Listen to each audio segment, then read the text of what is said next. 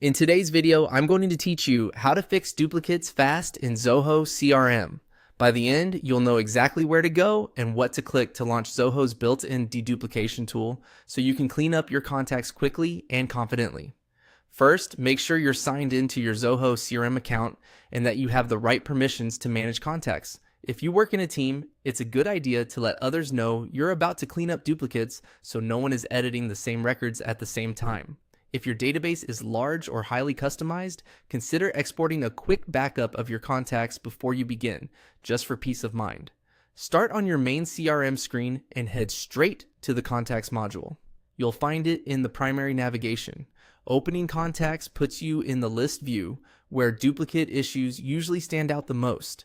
If you don't see a list, switch to a standard list view so the toolbar options are available. You don't need to select any individual records for what comes next.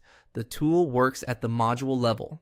Next, look for the three-dot menu, sometimes labeled More Options, at the top right of the Contacts List toolbar. This menu gathers extra actions that aren't shown as primary buttons. If your window is narrow or you've scrolled down, you might miss it. Resize your browser or scroll back to the top so it's clearly visible.